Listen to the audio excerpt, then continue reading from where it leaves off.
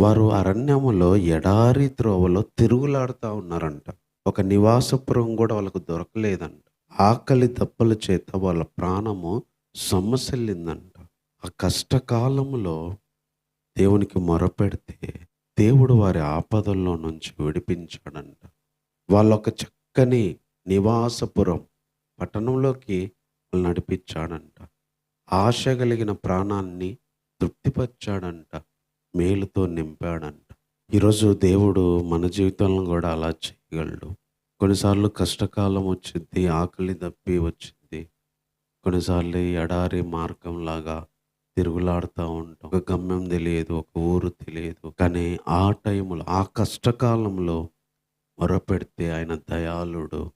ఆయన కృప నిత్యం ఉంటది. ఆయన వింటాడు. మంచి నివాసపురం ఇస్తాడు. మంచి ఆహారం ఇస్తాడు. ఒక చక్కని త్రోవలో నడిపిస్తాడు. ఆకలి బాధలతో అల్లాడుతున్నప్పుడు గానీ, శరీర బాధలతో అల్లాడుతున్నప్పుడు కానీ, కష్టకాలంలో పోరాడుతున్నప్పుడు కానీ, దేవునికి మొరపెట్టినప్పుడు వింటాడు. ఆపదలు తొలగిస్తాడు. చక్కని మార్గంలో నడిపిస్తాడు. ప్రాణాన్ని మేలుతో తృప్తిపరుస్తాడు. అందుకే భక్తులు ఆ రోజు దేవుని గురించి ఆయన దయాళుడు, ఆయన విడిపించిన వాళ్ళు, ఆయన పోగు చేసిన వాళ్ళు ఆ మాట పలుకుతారు. ఆయన స్తుతిస్తారు. అందరూ ఆయన్ను స్తుతించలేరు. ఆయన విడిపించిన వాళ్ళు ఆయన్ను స్తుతిస్తారని చెప్పి ఇక్కడ చెప్తున్నారు. ఈరోజు మనం ఎందుకు దేవుణ్ణి ఆరాధించాలంటే ఆయన దయాళుడు. కొన్నిసార్లు ఆయన దయను మనం కోల్పోతాం.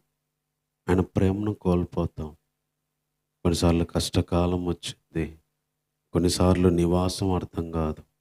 కొన్నిసార్లు తిరుగులాడుతూ ఉంటాం. ఎటెళ్ళాలో తెలియక. కానీ కష్టకాలమందు మొరపెడితే ఆయన విని వారి ఆపదలో నుంచి తొలగించాడు.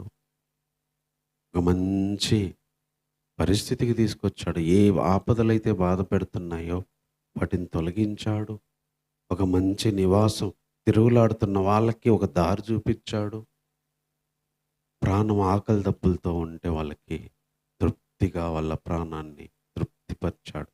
అందుకే ఆశ కలిగిన ప్రాణాన్ని తృప్తిపరుస్తాడు. ఈరోజు ఆశ కలిగిన ప్రాణం మనకు తెలుసు, మనల్ని ఎంతో ప్రేమిస్తే తప్ప మన అమ్మైనా, మన అక్కైనా, చెల్లైనా, అన్నదమ్ములైనా, మనం ఏదైనా ఆశపడుతున్నామంటే తల్లిదండ్రులైనా పిల్లలను తృప్తిపరచడానికి వారు కోరింది చేసి పెడతారు.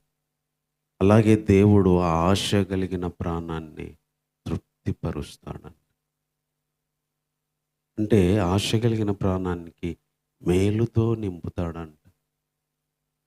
అంటే మనం ఆశపడుతున్న దానికి దాన్నిచ్చి మనల్ని తృప్తిపరిచి సంతోషపరిచేవాడు.